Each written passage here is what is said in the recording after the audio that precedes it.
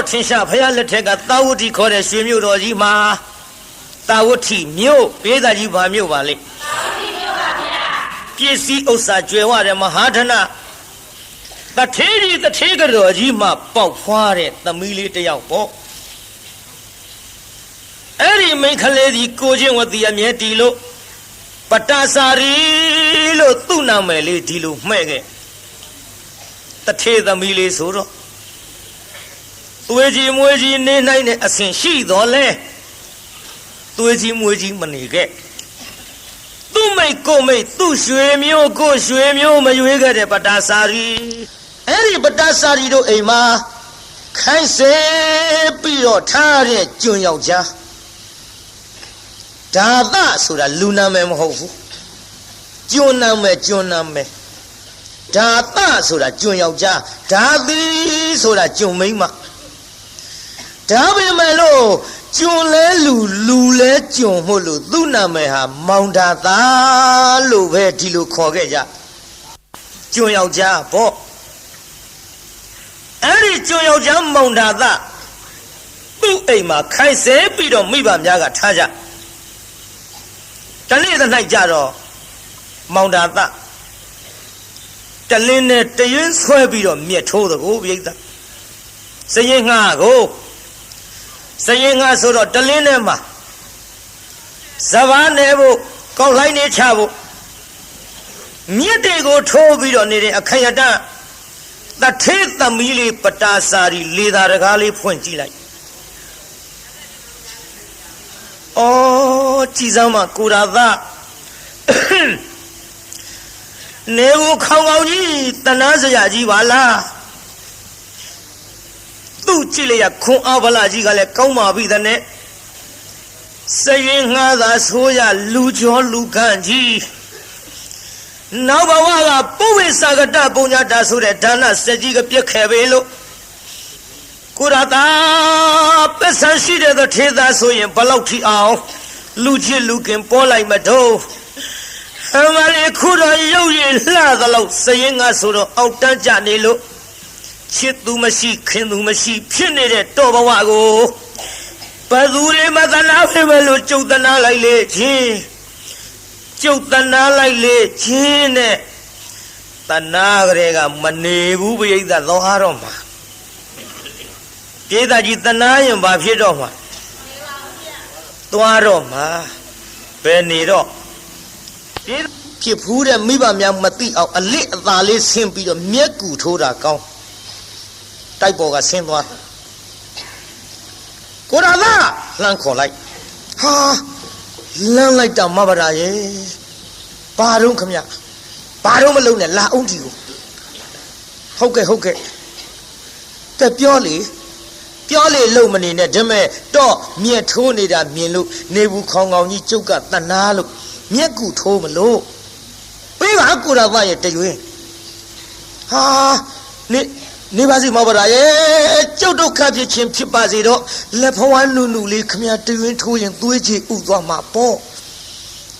တော့တနာလို့ပြောနေတာတနာတော့တနာတာပေါ့ဗျာနေပါစေကျုပ်အလုပ်ပါခမအစေကနေရဲ့အလုတ်လောက်ရမှာကကျွန်တော်ရဲ့တာဝန်မပါရာရှိပါစေတော့တဲခက်နေတော့ကလားလို့ပြောတာတော့ပေးနေပါစေဗျ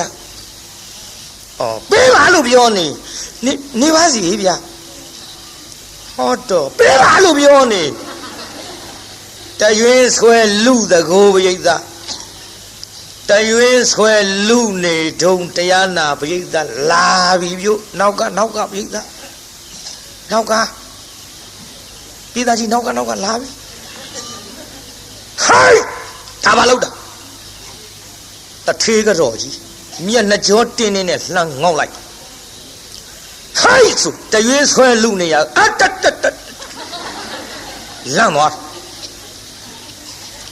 တထေးကတော့ငေါက်လိုက်တော့သူတို့လက်ထဲကတရွင်းကလေးကအခြေမလှတော့မြေခရှာတာပေါ့တရွင်းကလေးလွတ်ကြပြီးနှစ်ယောက်သမားတရားနာပြိဿတယောက်မျက်နှာတယောက်ကြည့်လိုက်တထေးကတော့ကြီးကြည့်လိုက်ဟေးဒါသာ ခင်ဗျာမင်းပါလို့ဟောဗျာကျွန်တော်မြက်ထိုးနေတယ်လေတော်တော်ရဲ့ဟုတ်ကောင်မသွားတိုက်ပေါ်တက်တိုက်ပေါ်တက်ဆိုပြီးငေါက်ထုတ်လိုက်တော့ပရာစာကြီးတိုက်ပေါ်တက်သွားတိုက်ပေါ်ရောက်တော့အိုးအမေကဒေါသကြီးပါပြီတဲ့နဲ့ဘာမှလည်းစဉ်းစားတာမဟုတ်ဘူးအစေကပဲဆိုပြီးတော့ပါမြရိုက်လိမ့်မလားဒါရင်မကယောက်ျားရဲ့လို့လည်းမတွေးတော့ခွေးအရိတ်တောင်တချို့မကြုံလွှားဘူးတဲ့အခုတော့လေအစေကယောက်ျားဆိုပြီးတော့ခြေတော်ကြီးနဲ့များတအားကန်လိုက်လိမ့်မလားကိုရသာတော်မြတ်ထားဘလောက်ခက်လိုက်လေမလို့တော့ကိုကျုပ်တနာလိုက်လေချင်းတနာလိုက်လေချင်းဆိုပြီးတော့တရားနာပိဋကအမေကြောက်တော့ဘတွင်ပြတင်းပေါက်လဲတရွက်လုံးဖွင့်မကြည့်ရဲဘူးပတ်တာကြားတဲ့ကလက်တလုံးလောက်ဟာလေးတဲ့ကမျက်လုံးလေးမတော့တော်သွင်းကြည့်ဟဲ့ဒါသာခင်ဗျာမင်းတာပါလို့ဟာကျွန်တော်မျက်ထိုးနေတယ်လေတော်တော်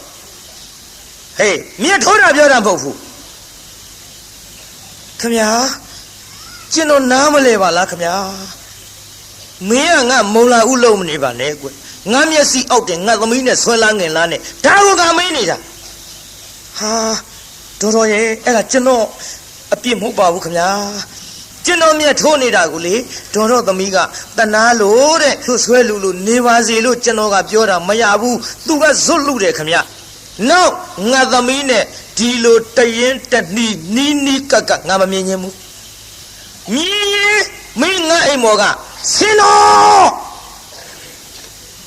အတော်ဆိုးတဲ့မိန်းမကြီးဟုတ်ကဲ့ခင်ဗျာမမြင်စေရပါဘူးလို့အဲ့ဒါလို့တာဝန်ခံလိုက်တော့တထေးကတော်ကြီးတိုက်ထဲဝင်သွားတိုက်ထဲရောက်တော့တထေးကြီးဘာတော့မေအော်ကြီးဖြစ်ကျင်နဲ့ဘာရမလို့တော့တော်သမီးအကြောင်းတော်သိရလားဒီမဲ့တော်သမီးနဲ့လေဒါသားနဲ့ကပ်ပြီးတော့ဟောဒီမဲ့ကျုပ်မပြောချင်ဘူးနော်တနေ့ကြတော့လေတနေ့ကြတော့သူများတတွေးကွက်ပက်လက်မျောမယ်တော့ဒါကြောင့်ကျုပ်လေတော်သမီးဒီတိုင်းမထားနိုင်ဘူးတော်သမီးဒီတိုင်းမထားနိုင်ဘူးဒီလိုပြောလိုက်တော့ဗရာလေးကအပေါ်ကဟိုတရားနာပိဋကအထက်ဆုံးလေကတိမျက်နှာလေးနဲ့အမိအောင်ငုံပြီးချောင်းကြည့်နေရကတော်သမီးဒီတိုင်းမထားနိုင်ဘူးဆိုတော့တုံသွားတယ်ဟင်တော်သမီးဒီတိုင်းမထားနိုင်ဘူးလေငါဘယ်မှပို့မလို့ပါလေအမေတို့ပဲလို့မလို့ပါလိမ့်မလဲနားထောင်နေတုံးဒီမဲ့တော်သမီးဒီတိုင်းထိုင်အစေကနဲ့မှားလိုက်မယ်လေရင်ပါပြီးတော့တနေ့မှားမှသေးကြတယ်ဒါကြောင့်ကျုပ်လေဟောတော်သမီးကိုတောင်မြင်ကတထေးသားနဲ့မြန်မြန်ပေးသားမှဖြစ်မယ်အေးလေဒါသမီးမိန်းကလေးမွေးထားမင်းတာဝန်မယ်မှန်တော့မိခင်နေမှန်တော့အယောက်ျားသားလေးဆိုငါတာဝန်မယ်ကွမင်းဖမေစီစဉ်အဲ့ဒါလို့ပြောလိုက်တဲ့စကားကြတော့ပတ္တစာရီလေဘာပြောကောင်းမလဲကဒင်းမောတအားပြေးပြီးတရားနာပရိသတ်ရေကဒင်းမောအာရမောက်မျက်နှာမောခေါင်းအောင်ကအိုးတရားနာပရိသတ်အသေးသေးရင်နဲ့တလျက်လျက်နဲ့ခံစားရတဲ့ဒဏ်ချက်ကအပြင်ဘက်ငေါက်ထုတ်တာမျက်ရည်တွေကိုတုတ်ကနေကြလာမျက်ရည်တွေပေါက်ကြလို့ခေါင်းအောင်ကြီးတအားဖက်တော်ကြာခေါင်းအောင်ကြီးလွှင့်ပြေးတော်ကြကရင်မောတက်လိုက်အောက်ဆင်းလိုက်တောက်တဲ့ခတ်လို့မယူနိုင်ဘူးကိုရာသာဆွဲလို့ရှိရင်ငါပဲသူ့မှာမယူနိုင်ဘူးကိုရာသာပြုံပေါင်းကြီးဒီကိစ္စတွေတော်သိရလားဟာလေကိုရာသာလည်းမနေရရင်ငါသေးခြင်းသေးပါစေတော့ကိုရာသာအဘောတနာယာကစပြီးတော့ငါမေတ္တာရှိနေမိပြီအဖြစ်ဘူးဒီကိစ္စကိုရာသာပြောမှဆိုပြီးတရားနာပရိသတ်ရေနောက်တနေ့မိဘအလစ်မောင်ဒါသနေတဲ့အစေကံတောင်းလျာဆင်းသွားမောင်ဒါသကဒူးပေါ်ပေါင်ပေါင်နဲ့ပေါ်တင်ကလေးကြီးချိတ်လို့ပလွေလေးပါးစပ်ထဲတက်လို့တွေးဟာမှုတ်တော့ကိုပြိဿအစေကံဆိုတော့ဘာရဲ့မှုတ်တာမို့ပလွေလေးတက်ပြီးမှုတ်နေတော့မဘရာကအနာနာရောက်ကိုရာသ မှုတ်ရင်တတ်ထားတဲ့ပလီဆွဲနှုတ်တာတွစ်တို့တခါလေမှုတ်ရင်ကိုပြိဿမှုတ်ရင်တတ်ပြီးတော့ဆွဲနှုတ်တာတွစ်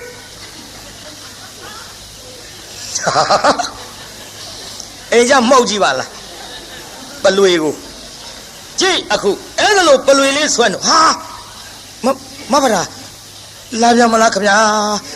ခင်ဗျာမေကြီးကကျုပ်ကိုဒုက္ခပေးနေပါဦးမယ်ခင်ဗျာအိုးဒုက္ခပေးကြမလို့ပါဘူးလေအလစ်ကိုဆင်းလာတာဒီမဲ့ကိုတော်တော့ပြောစရာရှိလို့ထားထားမဟုတ်တော့အင်္ဂလိပ်ရှိလို့ဟုတ်ကဲ့ဆိုထားထိုင်လိုက်တော့မဗရာကအနာနာကတ်ထိုင်မောင်သားကဟိုဘက်တိုးသွားမေဒီမဲ့ကိုတော်တော့ကကျုပ်ကိုကြောက်နေသလားမဗရာကြောက်လို့တော့မဟုတ်ပါဘူးခင်ဗျာမေကြီးလိုက်ကျုပ်ဒုက္ခပေးနေပါဦးမယ်အိုးမပေးပါဘူးဒီမဲ့ကျုပ်ပြောစရာရှိရခတ်သွတ်ပြောမယ်နော်ဟုတ်ကဲ့ကျုပ်ကိုလေအဖေနဲ့အမေတို့ကတော်နဲ့တလင်းနဲ့တရွင်းဆွဲပြီးလူနေစဉ်အခါတုန်းကအဲ့ဒါကိုမြင်သွားတာနဲ့တနေ့ကျတော့အစည်းကနဲ့တထေသမီးရင်ပါပြီးတော့နီးစပ်သွားလိမ့်မယ်ဆိုတာနဲ့အမေကကျုပ်ကိုလေတောင်းမြင်တထေသားနဲ့ပေးစားတော့မလို့တဲ့တော့ဗျာအဲ့ဒါဘာပြုတော့မဗရာရဲ့တော့ပဲလို့သဘောရမဗရာပဲလို့သဘောရမလဲတထေသားနဲ့တထေသမီးရွှေနဲ့မြနေနဲ့လားတင့်တယ်ပါတယ်မမရဲ့ဒါကြောင့်ဆင်းရဲသားမှမဟုတ်ဖ ೇನೆ တထေသားနဲ့တထေသမီးဆိုတော့တိုက်ကြီးတစ်လုံးကနေနှလုံးရွှေပုံကြီးပေါ်ဆန်းရမယ်ဘဝယူလိုက်ပေါ့မဗရာရဲ့ဟောတော့ဒုက္ခပါပဲကြားကြောက်လို့ရှင်ကြီးကိုပို့ဆိုးနေထမရဲ့ဒီမဲ့ကိုရတာကျုပ်ကတထေသားကိုမယူနိုင်ဘူးမဗရာစိတ်ကူးမလွန်းနဲ့မိဘများဆိုတာသားသမီးစင်စီမြင်ရနာသားမြင်နဲ့ခမယူလိုက်ခက်တော့တာပဲဒီမဲ့တော့အကိုလို့ကျုပ်ကလားတိုင်မယ်နာဒီမဲ့ကိုရတာဟိုကျုပ်ပြောရအောင်မယ်တော့ဒီအစေကံတန်းလျာနာဒီနှင်းစီပင်ဘယ်သူစိုက်ဟာကျွန်တော်စိုက်တာဗောမဗရာရဲ့အဲ့ဒီတော့စိုက်ထားတဲ့နှင်းစီပင်ကနှင်းစီပွင့်ကလေးတွေလေမနှစ်သက်ဘူးလားဟာကျုပ်စိုက်တဲ့သစ်ပင်ပန်းမယ်ရေလောင်းပြီးတော့ထားတဲ့ကိစ္စကျုပ်နှစ်သက်လို့စိုက်တာကျုပ်နှစ်သက်တာဗောဒါမဲ့ဒါဖြင့်တော်စိုက်ထားတဲ့ပန်းမင်ကနှင်းစီပွင့်ကလေးသူများခူးသွားရင်တော့စိတ်သေးဘယ်လိုနေပါဒါလို့ကျလို့ခုတာယူပေါ့မဗရာရဲ့ဟောတော့ငါတော့သေးချင်တာပဲဘယ်နဲ့ဟာယူပါလေဒုက္ခပဲကိုရတာဗျာတိုင်ဒါမဲ့မိမစီပြက်တယ်လို့ဆိုခြင်းဆိုတော့ကျုပ်တော့ပြောရတော့မှာပဲတော့ကိုမြက်ထိုးနေတာတနာရကအစအခုလေချစ်မေတ္တာရှိနေလို့ကျုပ်တထေသားကိုမယူနိုင်ဘူးကိုရတာကျုပ်ကိုဒီတိုင်းထားပါနဲ့အထုပ်ပိုးနဲ့ခိုးရကိုကျုပ်လိုက်မယ်ကျေးဇူးနားထောင်နော်မိမကယောက်ျားလူယိုစကားပြောနေတာတထေသမီးကအစေကံကိုသွားပြောနေတာကျုပ်လိုက်မယ်ကိုရတာပဲနဲ့တော့မဗရာမဖြစ်ပါဘူးကျုပ်ခမရကိုမေတ္တာမရှိလို့တော့မဟုတ်ပါဘူးခမရအမေကြီးကျုပ်ကြောက်လှကြီးရဲ့မသိအောင်ထွက်ပြေးမဲ့ကိစ္စလွတ်ရကိုပြေးမှာဘောကူရသားရဲ့ကျုပ်ရှိတဲ့လက်ဝတ်လက်စားနဲ့ယူပြီးတော့လေဒီမှာညတကောင်းကျော်အစိမ့်အချိန်မှာတိုက်ပေါ်ကဆင်းရမယ်နော်ဖြစ်ပါမလားမဗရာရဲ့ဘာလို့ဖြစ်မှာလဲတော့ကျုပ်ဆင်းရမယ်တော့ဟောဒီပမေလေးကစောင့်တော့ဗျာဗျာမူးနေတာဟဲ့ယောက်ျားမူးနေတာဟဲ့ဒါမဲ့ဗျာမလုံးနဲ့ကိုတာသားဒီနားကစောင့်ကျုပ်ညတော့အထုံးနဲ့ဆင်းခဲ့မှာတော့ခတ်တော့ကလေးတိုက်ပေါ်ပြန်တက်သွားမောင်တာသားစဉ်းစားတယ်ဒါသားညတော့ဆင်းလာတော့မှာငါဘယ်လိုလုပ်ရပါမတုံးဖြစ်မှဖြစ်ပါမလားဗျာဖြစ်ပါမလားဆိုတဲ့မောင်တာသားတကယ်တမ်းဆင်းပြီးလိုက်တော့မယ်ဆိုတော့တရားနာပိဋကကြီးနေဝင်ကလေးကအဲ့ဒီပန်းမင်ရောက်တာဖြစ်ပါမလားတဲ့အခုပန်းမင်နေဝင်ကလေးကရောက်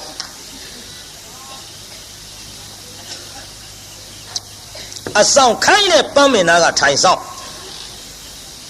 တဖြည်းဖြည်းမှောင်းလာမောင်နာသားစေဘောလေးကြီးခဲလို့မဗရာလာရင်မြင်ရအောင်ပေါ့လေမီးလေးဖွားဖွားပြမယ်ပေါ့ အပြင်းမဲ့မီးဖွာပြတော့လည်းပဲတထေးကြော်ကြီးမြန်မာဆိုလို့ပစိုးစုံလေးနဲ့မီးဖွာပြပြောင်းမှုပဲဆိုရင်ဒီကောင်ဒုက္ခပဲပစိုးစုံနဲ့မီးဖွာပြတာမြန်မာဆိုလို့လည်းဖွာရတာကို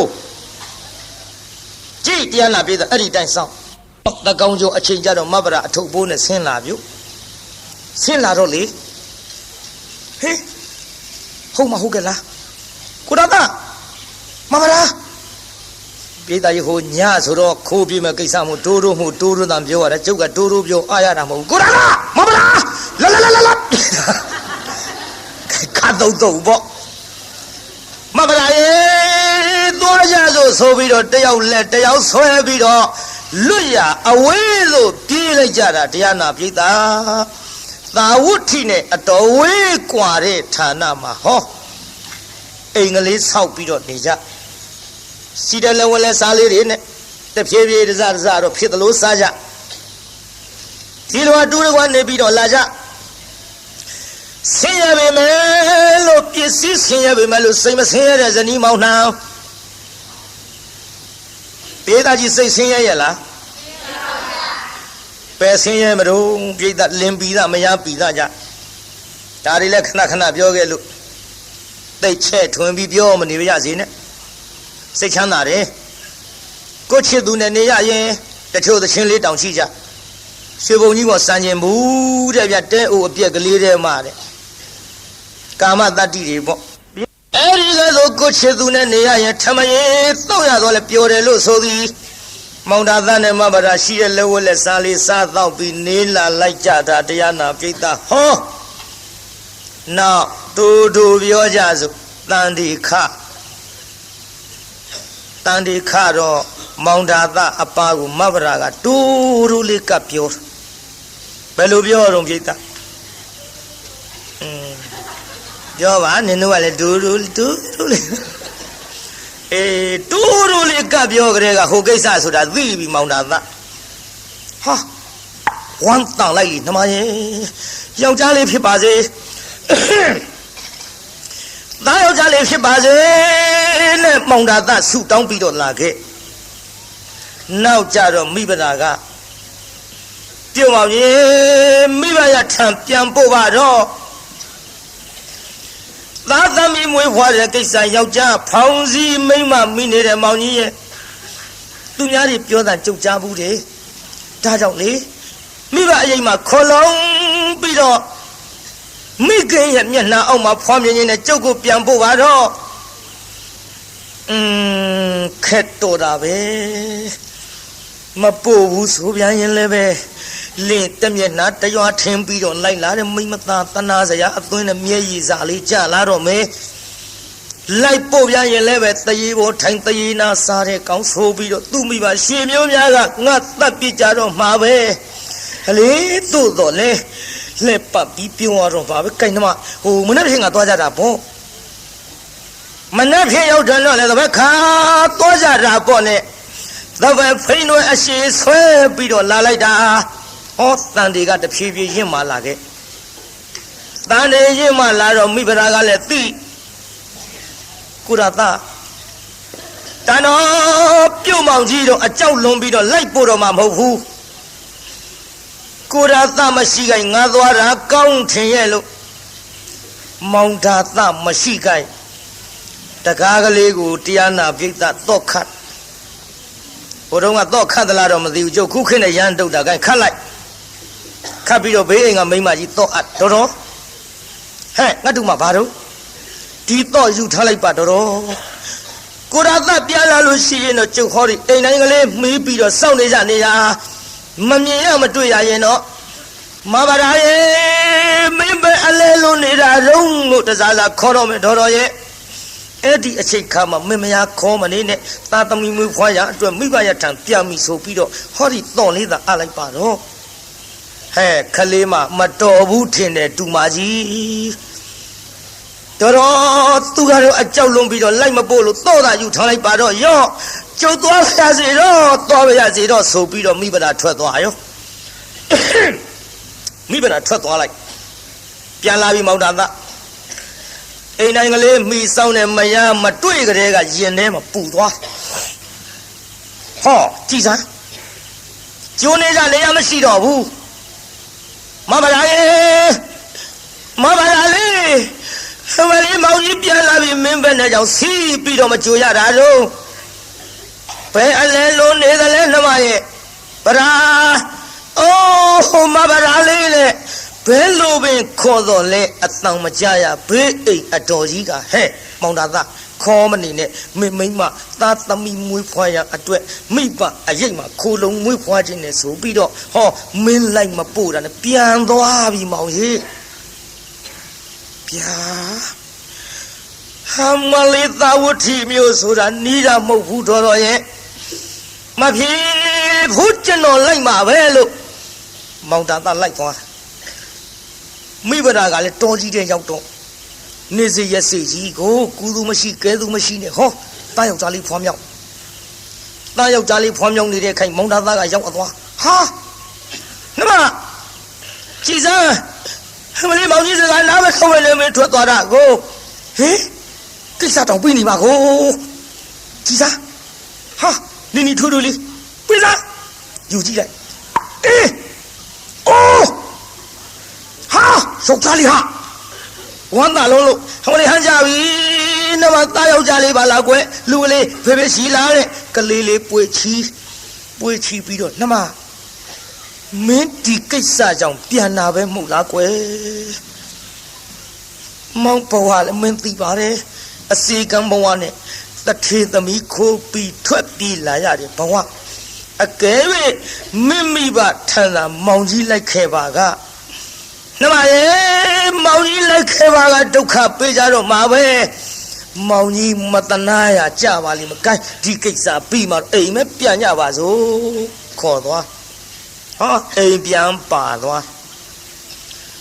နောက်တစ်ဖန်ဒီလိုပဲသတ်တန်နေခပြန်တယ်ပြိဿဒီလိုသတ်တန်နေခတော့ဒီလိုမောင်တာသပြန်အပုတ်ခိုင်းနောက်တစ်ဖန်ပြန်အပုတ်ခိုင်းတော့မောင်တာသကဒီလို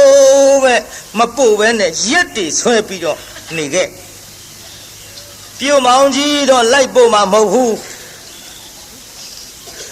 ကလေးလေးကလည်းမတ်တပ်ပြေးကလေး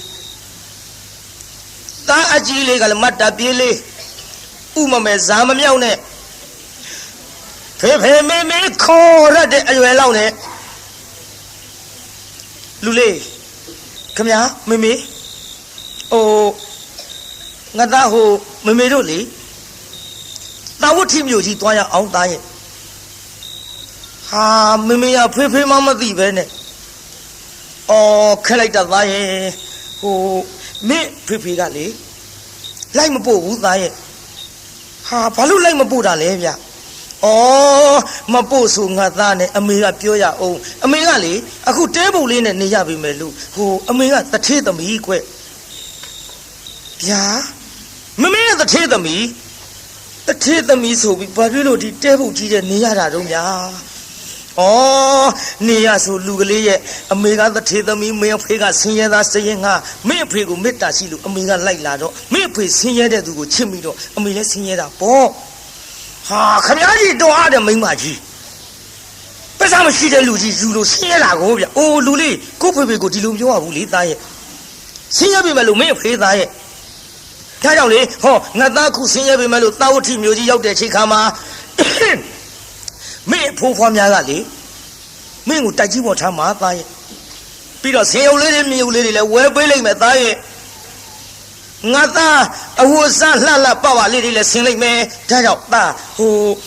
မင်းအဖေပြန်လာရင်လိုက်ပို့မှာမဟုတ်လို့အဖိုးဖွားများထံရောက်အောင်ငါသားလိုက်မယ်နော်ဗျာမေမေဆင်းရုံမြင်းရုံလေးတွေဝယ်ပေးမှာဟုတ်လားအေးလေဝယ်ပေးမှာဘောသားရဲ့တိုက်ကြီးပေါ်လည်းငါသားကြီးပျော်ပျော်ကြီးနေရမှာဒါဖြင့်သွားမယ်ကျွန်တော်လိုက်မယ်မေမေရဲ့လို့ဆိုတော့ကိုင်းကလေးလေးနှူးနှပ်ပြီးခေါ်သွားတော့အထုပ်ကလေးခေါင်းမောတင်းလို့တကားလေးပိတ်ကလေးလေးလက်ကဆွဲလို့လူလေးအမေထုတ်ပေးငါသားကိုအမေညောင်းတဲ့ခါလဲချီမပေါ့တခါလည်းငါသားကချေးချင်းလျှောက်အောင်နော် အမေမလဲမင်းရဲ့ညီလေးလားမသိနှမလေးလားမသိနှစ်ကုတ်တက်ကြီးမို့ဘာရဲ့သွားကြစို့ဆိုပြီးတော့ဘေးအိမ်အတော်ကြီးတော့အပ်ပြီးအရင်တစ်ပတ်လိုပဲထွက်ပြန်တယ်ကိုပြိဿအဲ့ဒီလိုထွက်သွားလိုက်တာတော်ကြီးတဲ့ရောက်သူ့ကုသိုလ်ကံကဆိုခြင်းတော့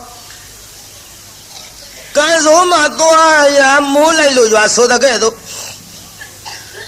ဟောစနေတော့ရခန်းကနဂါးကိုဂလုံးဖမ်းသလိုလေနီချမ်းကြီးထားလာလေနီချမ်းကြီးထားလာတော့မိဘရာတိုးကြီးတဲ့မှာတယောက်ထဲကုသူမရှိကဲသူမရှိနဲ့ကံမစလေးကနှင်တော့လူလေးမမေငါသားတီနာခဏနေအောင်နော်မမေလေးမမေဝင်းထဲကနာလာပြီသားရဲ့ဟုတ်ကဲ့သားရဲ့မင်းကြီးမလေးလားနှမလေးလားမသိမွေးဖွားရအချိန်ကြပြီနဲ့တူတယ်သားရဲ့အမေမျက်စီတွေတောင်ကြည့်မကောင်းဘူးသားရဲ့ငါသားတီနာနေအောင်နော်ဟုတ်ကဲ့မမေကြာကြာကြီးမနေနဲ့နော်ကျုပ်ကြောက်တယ်ဗျာအေးခဏလေးပါသားရဲ့နော်ငါသားတီနာနေအထုပ်နဲ့ကလေးထားပစ်ခဲ့ထားပစ်ခဲ့ပြီးခြုံစာကလေးနာရောက်တော့ဟောသားယောက်ျားလေးဖွားမြောက်ပြန်ပြီပြုသားယောက်ျားလေးဖွားမြောက်ပြီးတော့မိုးတွေကလည်းတအားရွာချလိုက်တာပြိဿတာမီ၃ယောက်ဒုက္ခဖြစ်လို့အောက်ကလက်သီးစုပ်လောက်ကြောက်ခဲလေးတွေခင်းအဲ့ဒီပေါ်ထုတ်ကလေးတွေတင်းလို့အဲ့ဒီပေါ်အဝေးကလေးထားသားငယ်ကလေးအဲ့ဒီပေါ်သိမ့်သူ့ခန္ဓာကိုယ်ကိုတော့လေးပဲထောက်လို့ချီမိုးပေးတဲ့ပမာဏသားငယ်ကလေးမိုးမရွှဲရလေအောင်သားကြီးလေးကလည်းအထုပ်ကြီးကောင်းမတင်လို့ဘယ်လုံလိုက်မတုံးပိဋကအဝတ်ထုတ်ဆိုတော့ရှိသမျှရေတွေကတစိမ့်စိမ့်ခေါင်းဘောကစီကြနှခမ်းလေးများမွဲချမ်းရှာလုံးလို့သားရဲ့မေတို့ဒုက္ခဖြစ်ပြီးသားရဲ့မောင်ကြီးပြုတ်မောင်ကြီးကိုထားသားအဘယ်မောင်ကြီးစကားကိုနာမထောက်လို့ကျွတ်တို့ဒုက္ခရောက်ပြီးမောင်ကြီးရဲ့နဲ့ခိုက်တုံးလို့တမ်းပြီး၃ယောက်စလုံးချမ်းရရှာလုံးလို့ဒီထဲမောင်သားသားကလည်းတုံးစီတွေကပြန်အလားဟာကြည်စားမရှိပြန်ဘူးအိမ်လကားကြီးလည်းတော့ခတ်ထားပါဘောလားတန်တော်သွားပြန်ပြီနဲ့တူရဲ့သွားပြန်ပြီနဲ့တူရဲ့လမ်းဒုက္ခဖြစ်ကြတော့မယ်ဒုက္ခဖြစ်တော့မှထင်တယ်တော်တော်ရဲ့ကြည်စမ်းပါဗျာဟိုစနေတော့ရခန်းကနဂါးကိုကလုံးဖမ်းသလိုဟံဝလေးလေးဒီကြီးကလည်းထလာပြီမိုးတွေကလည်းမဲလာပြီဗရာရဲ့မင်းတို့သားမီး၃ယောက်လမ်းနေဒုက္ခရောက်ကြတော့မှပဲမောင်ကြီးမနေဘူးလိုက်မယ်ဆိုပြီးတော့ဟောဓမ္မလေးခါထိုးပြီးတော့လိုက်သွားလိုက်တာကြည်မြင်ကွင်းမလှအောင်ဟာလူလေးဖေဖေပလီငါသားနှခမ်းနေမြောက်မဲလို့ချမ်းလာပြီဟုတ်ကဲ့ဖေဖေအထုပ်ကြီးတွေကရည်တွေကလည်းကျုပ်ပေါ်အကုန်စီးကြတယ်ဖေဖေရဲ့ကွယ်ကြည့်စားမင်းမေပဲသွားတော့အမေဟောသစ်ပြောင်မှာကလေးမွေးနေဗျဟင်ကြည့်စားလမ်းနေဒုက္ခရောက်ကုန်ပြီဒီကလေးကလည်းချမ်းလာပြီတခါမိဘဒစီပြေးကြည့်လိုက်တော့ဟေးခွေးမကြီးပမာဏလေးပဲထောက်လို့အောက်ကကြည့်စမ်းကလေးတယောက်နမကိုရတာပေးစားဆိုပြီးကလေးလေးကောက်ကြည့်လိုက်ဟာအော်ယောက်ျားလေးပါလားကွယ်အရေးတဲ့ဒုက္ခဖြစ်နေရကသားယောက်ျားလေးဆိုတော့ပြုံးနိုင်ရှိနိုင်သေးတယ်ကိုပြိဿဟမ်မလေးယောက်ျားလေးပါလားနမကွမ်းတာလိုက်တာဒါပေမဲ့လို့မင်းဒုက္ခဖြစ်တာမောင်ကြီးစကားနားမထောင်လို့မိတ်လှကြီးလားဟိုမှာကြည်စမ်းသားကြီးလေးနှခမ်းလေးလည်းမဲလို့ချမ်းရှာလာပြီအေးပတ်ပြီးတော့ဒုက္ခရောက်ကုန်ကြတော့မှပဲကိုရသာပြီးတော့မှရိုက်တန်ရိုက်ပံဖောင်ကြီးအပြစ်တင်တာတွေနောက်ထားလို့ကျွတ်တို့သားမိ၃ယောက်အချမ်းပြေအောင်လေမြင့်မြေစာလေးဆက်ပြီးတော့မိဖို့ပေးပါတော့အေးရော့နမဒီကလေးယူထားမောင်ကြီးသွားမယ်နော်မကြဘူးခဏလေးထင်းမြင့်မြေစာရှာလို့မောင်ကြီးမိဖို့လို့ပေးမယ်နမရဲ့နေတော်လို့ဆိုပြီးတော့မောင်သာသဓမ္မရူလေးနဲ့ထွက်သွားလိုက်တောင်ပေါ်ကြီးတစ်ခုနာရောက်သွားတောင်ပေါ်ကြီးနာ မျက်မြေစာထင်းချောက်ရှောက်ပြီးတော့ရှာလိုက်တာဘယ်မှမတွေ့တောင်ဖို့ကြီးနားရောက်သွားတော့တောင်ဖို့ပေါ်ပေါက်နေတဲ့မြက်များကတော့ရေစိုးနေလို့တောင်ဖို့အတွင်းမှာဝင်ပေါက်နေတဲ့မြက်ချောက်ကလေးတွေမီးပွေးလို့လွယ်အောင်ခုတ်မဟဲ့ဆိုပြီးတော့ဓမ္မညာဘက်လက်ကကင်ပြီးတော့တောင်ဖို့အတွင်းပေါက်နေတဲ့မြက်ချောက်ကလေးတွေလှမ်းနှိုက်လိုက်ဆိုတခါလေမွေဟောက်ကြီးထွက်လာမွေဟောက်ကြီးထွက်လာတာဟေးဟောင်းပါလေဆိုပြီးတော့နောက်ဆုံးနဲ့ကြိုက်သေးဘူးမွေဟောက်ဆိုတာဒေါသဖြစ်နေပြုံးနဲ့ကြိုက်ဖြစ်တာမဟုတ်ဘူးခိုးတွေမှုတ်ထုတ်တာဒါသတော့မျက်စိဘာမှမြင်ရတော့ဘူးမွေစိတ်တွေမျက်စိထဲရောက်သွားပြီမွေဟောက်အဲ့ဒါလို့တရားနာပြိတ္တာဒေါသဖြစ်ပြီးတော့ပပြင်းကြီးခွက်လို့ဟေးငါမျက်စိတွေလည်းမမြင်ရတော့ပါဘူးဗရာယေပေါင်းကြီးမင်းတို့သားမီး၃ယောက်ဆံမလို့လှုပ်ပြီးတော့ပြန်ရပါမထုံးဘယ်လိုလှုပ်ပြီးတော့ရောက်အောင်လာရပါမထုံးနဲ့မောင်တာသလေသားမီး၃ယောက်ထံသွားခြင်းလို့လက်ကလေးနဲ့စမ်းပြီးတော့သွားလိုက်တာဘယ်သားမီး၃ယောက်ထံပြန်မရောက်ဘူးမွေဟောက်ကြီးစီလျှောက်သွားမွေဟောက်ကြီးနာရောက်တော့လက်ကလေးနဲ့သွားပြီးအထိလိုက်ခုတ်ကနေဆိုလှမ်းပေါက်လိုက်ပလဲလောင်လဲလို့မဲလေးတောင်မထဲနိုင်ဘူးလဲသွားပြင်းတယ်လေမွေဟောက်ကကြီးတယ်အမလေးဆုံးအောင်မអော်နိုင်ဘူးလဲသွားလူလွတ်လို့နမရဲ့မိဗရာရဲ့မင်းတို့သားမီး၃ယောက်ထံမောင်ကြီးဘယ်လိုနည်းနဲ့မှပြန်ရောက်နိုင်တော့မှာမဟုတ်ပါဘူးမောင်ကြီးခေါ်တာလည်းမင်းတို့ကြားတော့မယ်မဟုတ်ပါဘူး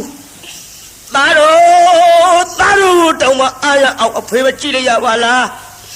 ဟမ်မလေးအဖေဘယ်လိုနည်းနဲ့မှမင်းတို့ထံပြန်မရောက်နိုင်မဲနဲ့မိဗရာမင်းနောက်လိုက်ပြီလို့အခုတော့ငါမွေးဟောက်ခဲပြီးတော့သေဝဲဝင်ရတော့မှာပါလားသားတော်ရဲ့အဖေထားပြပြေးပြီးဆွလာခဲ့ကြပါတေရောကမိဗရာကလည်းပဲလူလေးမဖေကြာလာကြည်လားပါရဲ့ဟုတ်ကဲ့မကျုပ်လည်းချမ်းလာပြီဖေကမိဖို့ပေးမယ်ဆိုမဖေအန်တရယ်များတွေ့နေသလားကွယ်ဒါမှမဟုတ်ရင်မဖေမျက်စိလဲလမ်းမပြီးတော့ဘယ်တော်ကြီးတဲ့များရောက်သွားလေသလားမသိတာရဲ့လိုက်ပြီးတော့ရှာကြစို့တာငယ်လေးရင်မှပွေသားကြီးလေးလက်ကဆွဲလို့တော်ကြီးမြက်မဲတဲ့ရှောက်ရှာလိုက်ကိုရတာပြုတ်မောင်ကြီးအော်ပြုတ်မောင်ကြီးရဲ့မိဘတာခေါ်တာကြားရဲ့လားအမလေးဦးလေးပါလေးထူလိုက်ပါဦးတော့လားမိဘတာအော်နေတဲ့ခေါ်နေတဲ့မောင်ကြီးရဲ့တာလူလေးအမေရဲ့တန်နေလည်းပြကုန်တော့မှာပါတာရဲ့ငါသားကြီးတက်လက်ခေါ်ပါအောင်ဟုတ်ကဲ့ဖေပြောဖေများလာမျိုးကျွတ်တို့ချမ်းလာပြီလားကလေးကခေါ်အဲ့ဒါလို့ကလေးခေါ်လို့လည်းမရမိဘတာသားကြီးလေးလက်ကဆွဲပြီးတော့သွားလိုက်တာမောင်တာသအလောင်းကြီးနာရောက်သွားမိုးကလေးကမစင်မောင်ကလေးကမကွဲတကွဲအလောင်းကိုလည်းတိကြကြည့်လို့မရတော့အလောင်းနာအရောက်မိဘတာခြီတောင်းနဲ့ဗိုက်ကြီးသွားတိုက်ဟဲတာနောက်ဆုံးဆိုကလေးဆွဲလိုက်လူလေးပါလောင်ကြီးမသိဘူးသားရဲ့ပြောစီကြီးလာသားအမေတို့လွတ်ရကိုကွင်းပြီးတော့မဖေးရှားကြစို့အလောင်းကြီးထိမိတော့လေအလောင်းမှမသိမှောင်နေကိုပြိဿသားနဲ့ကောက်တဲ့ဒုက္ခရောက်ပြီးတော့လာခဲ့ရမိဘတာတို့လေမိုးလေးကလည်းဆဲသွားပြီမောင်လေးကလည်းကွဲသွားပြီလူကလေးအမေတို့ပဲစီရောက်လို့ပဲစီတွားရမှလည်းမသိကိုရသားရဲ့ပြုတ်ပေါကြီးမိဘတာတို့ဒုက္ခတွေလာကြည့်လဲပါဦးမောင်ကြီးရဲ့ပြောရင်ဆိုရင်နဲ့ပြန်တွေ့တိုက်တဲ့အလောင်းဆိုတော့လေဟောမောင်တာသား လဲနေတဲ့အလောင်းကြီးနာရောက်သွားပြန်မျိုးလှန်ကြည့်လိုက်တဲ့မိဘသားဟဲလူလေးဗျာမမေခုမှကြည့်စမ်းမဖေဖေမတာပဲအော်မျက်စိနဲ့လမ်းမှာခရီးပန်းကြပြီးတော့ခလုတ်တိုက်လဲမုံမုံနဲ့အိမ်မိုးကြနေတူဝါရဲ့သားရဲ့လာမဖေသွားကြည့်ကြစို့သွားကြည့်ကြစို့ဆိုပြီးတော့အနန္တရောက်ဟေးကိုရာသာပြုံမောင်ကြီးအဲ့ဒါအိမ်မောင်ကြီးကြားနေလေသလားကြည်စမ်းမောင်ခေါ်လို့လည်းမရပါလားလူလေးအဲ့ဒီတော့ထိုင်သားရဲ့သားငယ်ကလေးအဝတ်ကလေးနဲ့ထွေပြီးတော့ဘေးနားမှာချကိုရာသာပြုံမောင်ကြီး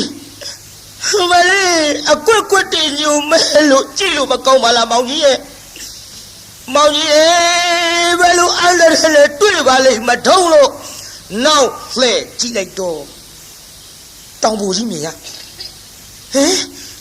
ဖယားငါချစ်တဲ့တိုက်ဟုတ်ပါပြီဒီနားမလဲတောင်ပူကြီးနဲ့ဟာပါလေပြုတ်မောင်ကြီးမွေးဟောက်ခဲလို့သေဝဲဝင်ပြီထင်ပါရဲ့ကိုရတာပြုတ်မောင်ကြီးမိမရာခေါ်နေတဲ့ထူပါအောင်တော့လားမောင်ကြီးရဲ့မျက်နှာလေးလှမ်းကြည့်လိုက်တော့အိုးမျက်စိတွေကလည်းကွက်မဲပြီးတော့အမလေးမွေးစိတ်တွေတူပါရဲ့ပြုတ်မောင်ကြီးဒုက္ခဖြစ်နေပါဗောလားအသက်မရှိတဲ့ပြင်မောင်ကြီးရဲ့အလောင်းတောင်လှပါမမြင်ရပါလားမျက်နှာလေးပေါင်ပေါ်တင်မဲစီလေးလှုပ်ပြီးတော့ခဏခေါ်ဘယ်လိုမှခေါ်မရပဲနဲ့မိဘသားခမငိုရှာတော့ကလေးလေးကပြောဖေဖေခမအိတ်လာကြီးလားထားတော့လေဖေဖေအမေငိုနေတယ်ဗျာအမေငိုနေတာခမမသိဘူးလားအခုအမေငိုနေတယ်အမေကိုထားပြီးတော့ချော့ပါအောင်တော့လားအိတ်လာကြီးလားခမထားလေးနဲ့လူကလေးမေအဖေလူစိမ်းငါကြီးအိတ်တာမဟုတ်ဘူးတာရဲ့ပထသောအိတ်ချင်းနဲ့အိတ်တာကွယ်မြင်ရလားဟိုမှာတောင်မိုးကြီးမေအဖေမွေဟောက်ခဲလို့အကွက်တွေညုံမဲပြီးတော့သေဝဲဝင်ပြီလူအလေးခမေဖေအသက်မရှိတော့ဘူးအဲ့ဒါလို့လဲပြောလိုက်ပါလေရောကလေးကအလောင်းမော်ပြစ်လဲဖေဖေကျတော့အိုးဖိုးဘွားဝါတို့ရှိလိုက်ပို့ပါဗျာမမေစင်ရုံမြင်းရုံလေးတွေဝယ်ပေးမှာဆိုအဝတ်စားလှလေးတွေဝတ်ရမယ်ဆိုတိုက်ကြီးပေါ်ပြေးလွှားပြီးကစားခြင်းလို့ကြုတ်ရောက်အောင်ပို့ရမှာပေါ့တာရဲ့မရောက်ရအောင်မေပို့ရမှာပေါ့ငါသားတို့နဲ့အမေသားတို့ထိရောက်အောင်တော့သွားရမှာပေါ့ဒါပေမဲ့လို့လူစိမ်းခါကြီးတို့တော့မလိုက်နိုင်တော့ဘူးသားရဲ့ကိုရသာပြုတ်မောင်ကြီးအမလေးမိဘတော်ဘယ်လိုလုပ်ပြီးတော့ဖြေရပါမတော့ဒါသာလေးမကြာခဏပြင်မရနာကြွရပါဘောမေဘအလှမဘဝင်နေခုံလာကြီးရဲ့ရေတုံးကမော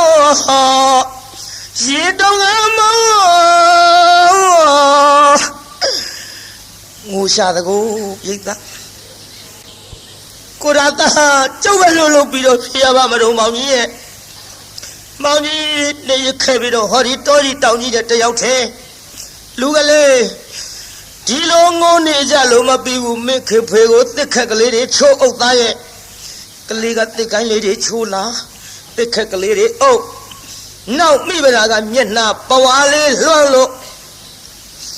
ပြုံမောင်ကြီးရဲ့နေရခဲ့ပြီးတော့ဟောဒီတောကြီးတောင်ကြီးတဲ့တယောက်ထဲနေရခဲ့ပြီးတော့ဟောရွှေစုမျိုးစုတို့ရဲ့ထံပြန်ရောက်တော့ကမှတော့အလောင်းကျုပ်လာပြီးတော့လှပသင်ကြုံမဲ့မောင်ကြီးရဲ့လို့မခွဲခြင်းမနဲ့ခွဲလို့ထရောက်မှထားအမလေးနေရခဲ့ပြီးတော့မိဗလာတို့သွားပြီးမောင်ကြီးရဲ့လို့အလောင်းကြီးမခွဲခြင်းမနဲ့ခွဲလို့ဟောသားကြီးလေးလက်ဆွဲသားငယ်လေးရင်မှာပွေပြီးတော့သာဝတ္ထိကိုမှန်းပြီးတော့လှမ်းခဲ့ရပါပြီပြိဿ ကုသိုလ်ကံကဆိုးကျင်တော့ချောင်းငယ်လေးတစ်ခုသွားတွေ့ချောင်းကလည်းတရားနာပြည်သားမိုက်တရောထိုက်တရောအကုန်လုံးမျောပြီးတော့ရေစည်းကတန်မာပြီတဲ့မောစရာကြုံမြန်မှာပေါ့လားလူလေးအိုအမေလေးငါသားတို့နှစ်ယောက်ကိုဟိုဘက်တစ်ခါတည်းမပို့နိုင်ဘူးသားရဲ့ဟုတ်ကဲ့မေမေဘယ်လိုလုပ်မလဲကျွတ်တို့ဟိုဘက်ဘယ်လိုလုပ်ပြီးတော့ကျွတ်တို့ဟိုဘက်ဘယ်လိုလုပ်ပြီးတော့ကူရုံမေမေရဲ့အေးငါသားဟိုခဏနေအောင်နော်ငါသားဒီနာထိုင်ဟိုမင်းကြီးလေးအမေခဏထားပြီးရေထဲဆင်းကြည့်အောင်မယ်သားရဲ့ဟိုဘက်ရေနဲ့သလားတိမ်သလားဆင်းကြည့်ရေကရင်စိုးလောက်ထိရက်ကန်နဲ့ပြန်လာလူလေးမြင်ရလားရေဒီအမေရင်စိုးထိတယ်သားရဲ့ရင်စိုးထိတဲ့ရေတွေကိုအမေပဲလေးနဲ့လည်းငါသားတို့နှစ်ယောက်တစ်ခါတည်းမပို့နိုင်ဘူးဒါကြောင့်ငါသားဒီအထုပ်ကလေးယူထားနော်မင်းကြီးလေးအမေဟိုဘက်ကန်သွားပြီးတော့ပို့မယ်သားရဲ့ဟုတ်ကဲ့မေမေနဲ့ပြန်ခဲ့နော်ရေတွေကအော်နေတဲ့မေမေကျုပ်ကြောက်တယ်ဗျာ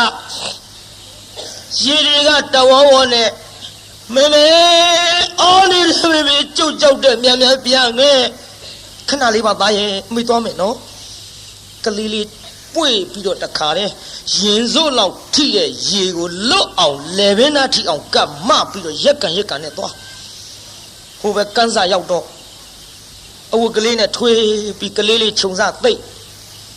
ပြီးတော့သားကြီးလေးကိုခေါ်မလို့ပြန်အလားရေလေကောင်လေးရောက်ပါလေရောတစ်ပင်မော်နားနေတဲ့သိန်းစွန်ကြီးတကောင်က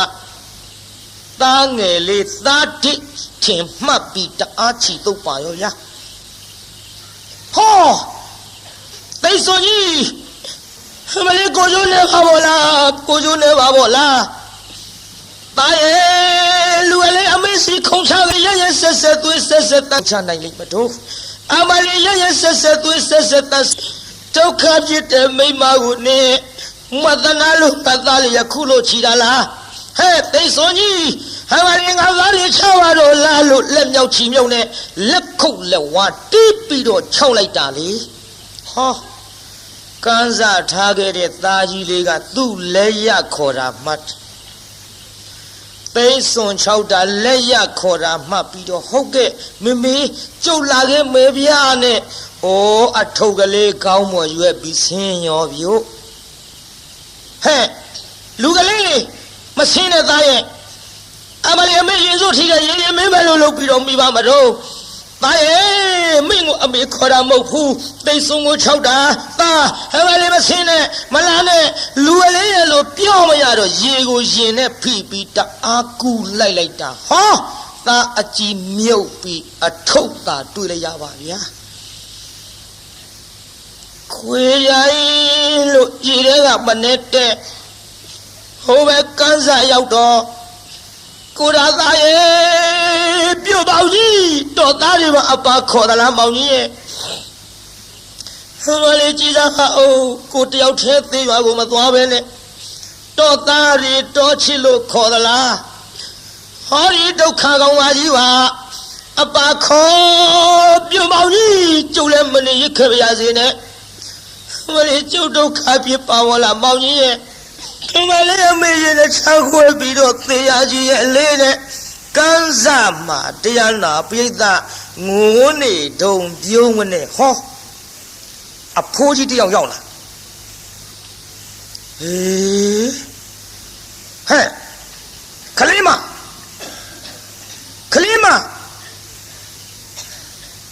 ဩခေါ်လို့မရပြုတ်လို့မရပါလားခုနေကငိုးသန်းလိုကြသေး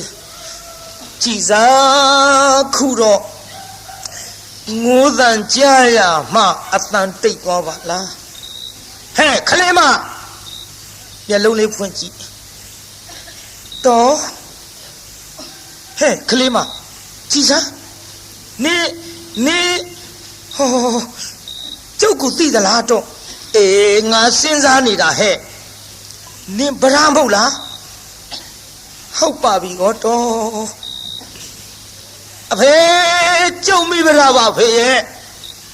ဟ နင်းကြည့်ရခန္ဓာကိုယ်မတောင့်မပြတ်နဲ့နင်းပဲလို့ဖြစ်လာတယ်လေသမီး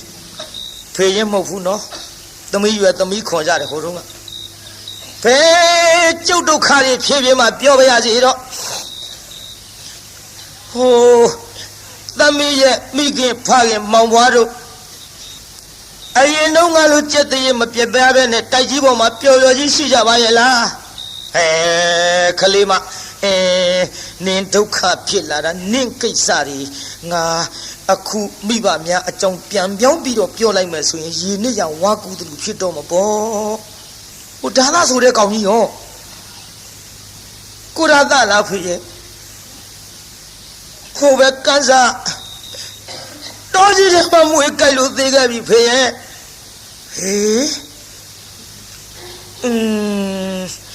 ဒုက္ခပါပဲလားဟဲ့ပြောပါကျုပ်သိချင်းလို့ပြောပါဖေရဲ့မိဘနှစ်ပါးနဲ့မောင်မွားရဲ့အကြောင်းကဲငါသမီးသတိထားပြီးတော့နားထောင်နော်ဟုတ်ကဲ့သတိထားပြီးတော့နားထောင်ပါမယ်ဖေရဲ့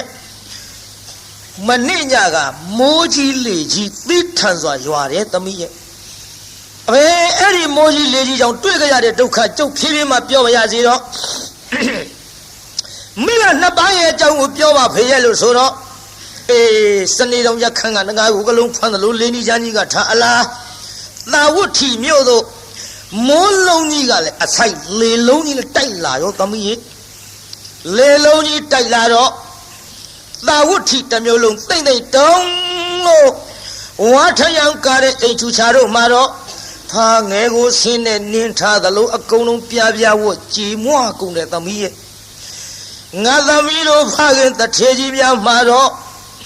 တိုက်ကြီးတာကြီးနဲ့ပျော်ပျော်ကြီးနေတာမို့ကြေးတာပျောက်ထားလွင်ပြက်ထားမှဖြစ်မရှိပါပဲဘူးသို့တော်လဲကဘာလေးမင်းမြေမို့ကိုခွင်တယ်လို့အဖေငိုးနေတယ်ဖေတိုက်ကြီးပေါ်နေလို့ကြေးတာပျောက်ထားမရှိဘူးဆိုဖေရဲ့ဆက်ပြီးပြောရတော့မှာပေါ့သမီးရဲ့နားထောင်သမီးရဲ့ကဘာလေးမင်းမြေမို့ခွင်တယ်လို့တိုက်ကြီးချီရင်ကဆွဲပြီးတော့လှဲသွားတာနဲ့ငါသမီးရဲ့အဖေရဲ့ငါသမီးရဲ့အမေရဲ့ငါသမီးရဲ့မောင်ဝါရဲ့သုံးယောက်တွေ့ညံ့ညံ့ချေသမီးရဲ့တိုက်ပြီးတော့သေကုန်ကြပြီဟဲ့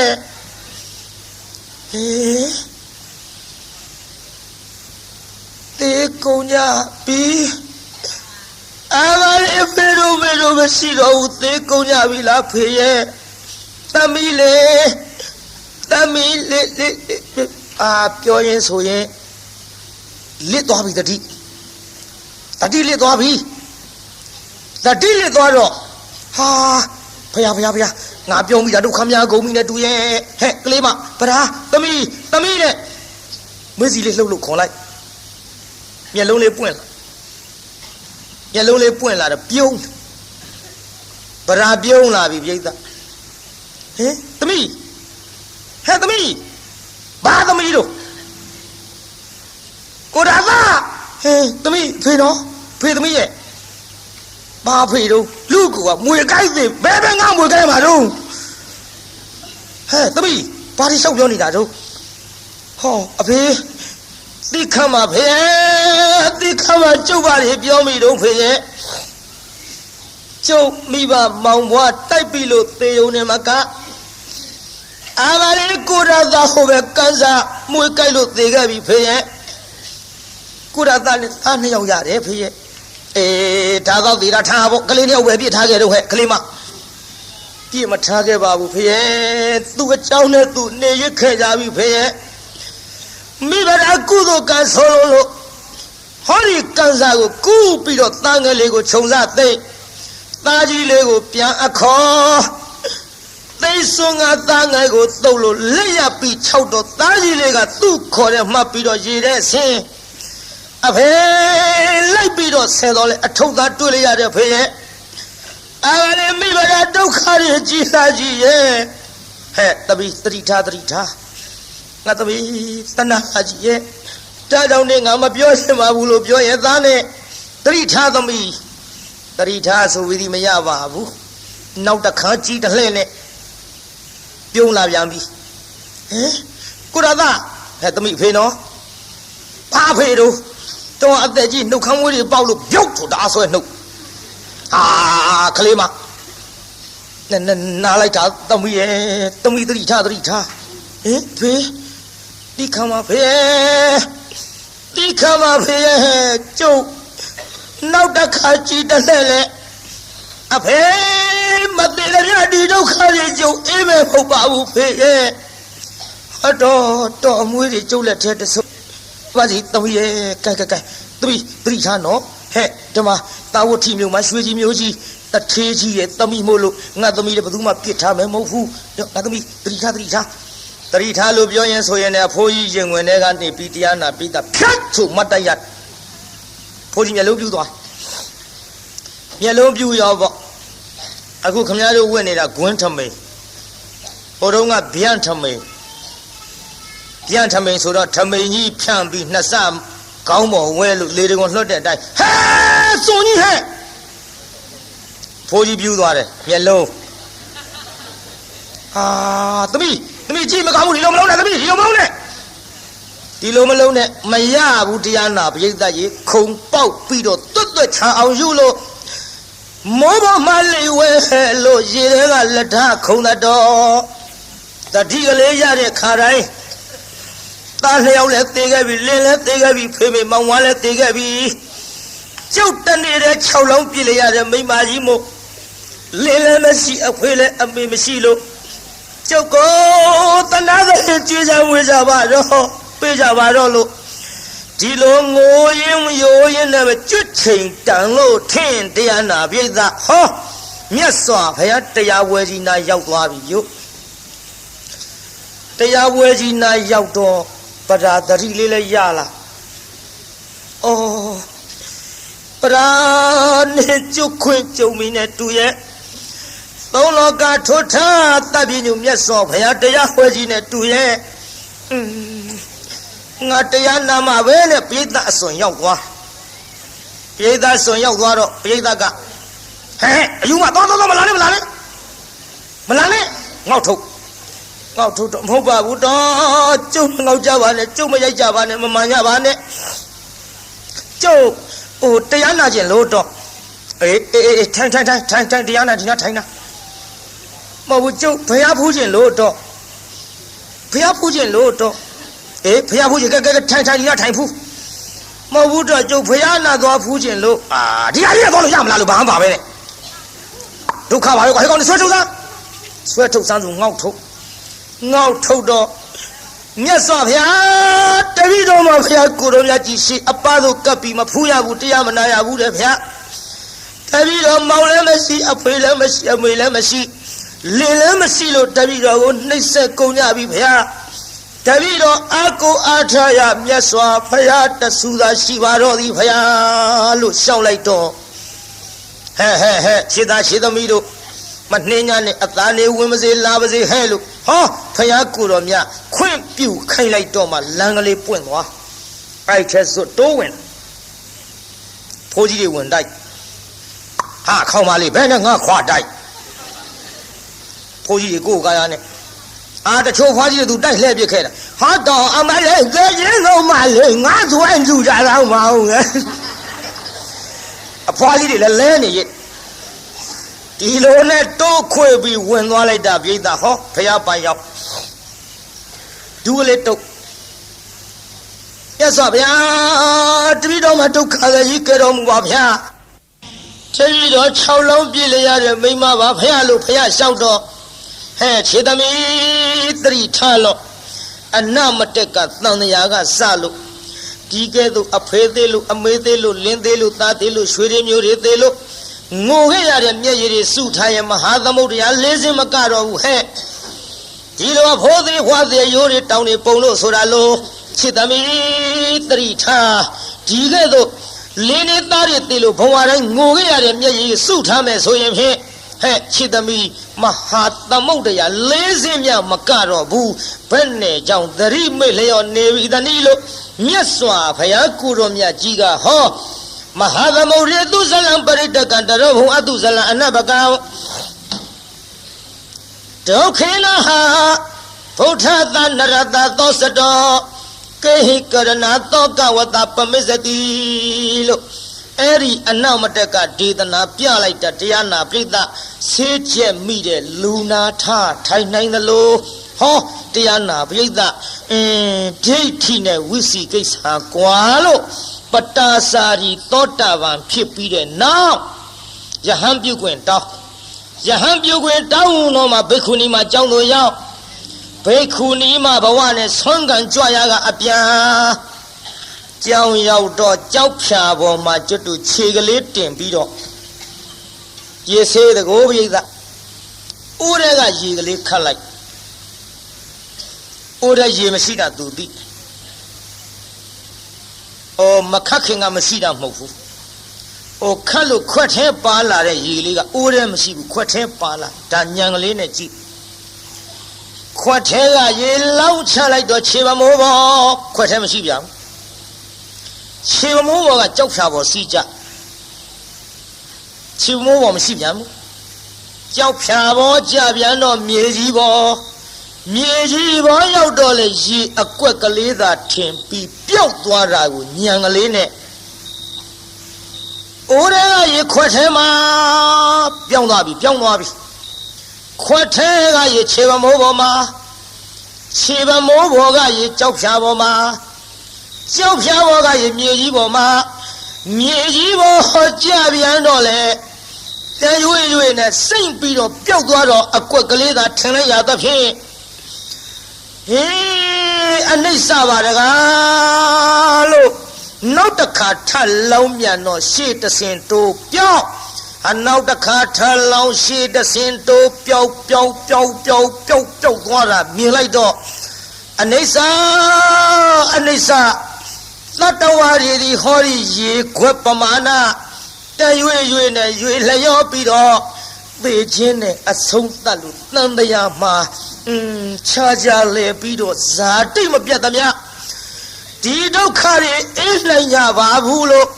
Nyangalene shulo Anisago Dundani no Kapaya Kuromiaga He Chidami Tinjana Mane Timbiora Hote Pilo Dama Mabu Hello Opa the young Gidone Akuni baby dog Tiana Vida ye Miaso Haga Chidami Tigado Kana Nayodo ye a pipiago, Niane Susin no Pocodi, Tayepin Niadole a Betaya, Niado Tutamiadi, Kana Nayodo ye Shipiamugo Masenia Mene, Mimi Leo Bobo Dana Pitalosa, Pitalo Dora Bido Nere Tatawamiadi, a Betaya, Niadole, Tayeniado Dula Mamia Puchi the Milo. Anti Gado Tedana Majada Pin, Patasari Terry Mali, Adao Go Kanwe, Pala the Mia, Kanjuini, Arhataman Lalo, Adao Go Kanwe, Jahanda Maji Asi, Piji Pia Shalido Dari.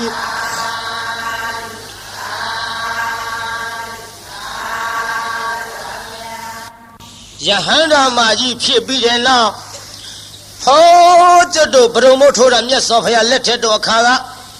We need Ayama Edarea Bekuni Maravago, Acha Pido, Miasofia, Paya de Vido Mali. No bullet up Shido, Paya de Suzuya Chido Yema, Payari Dodi, we need Ayama Edarea Pido Nebango, Wensaya, Balo Ilo. Du down there, Su a die. Miasofia Kuromiajiga Chidaro, Chidamiro.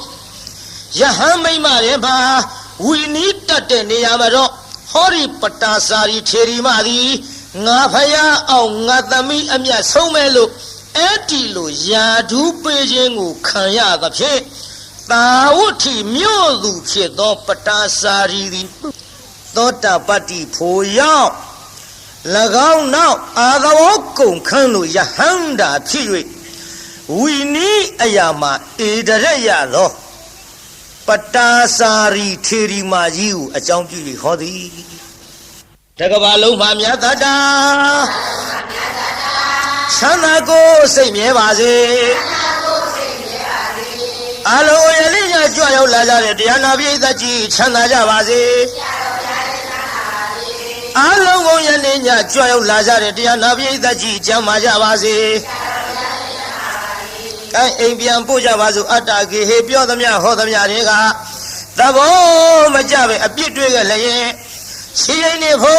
မုံစိတ်တွေပြစ်ပြသည်သောမိမိတို့အင်္ဂါဌာနသို့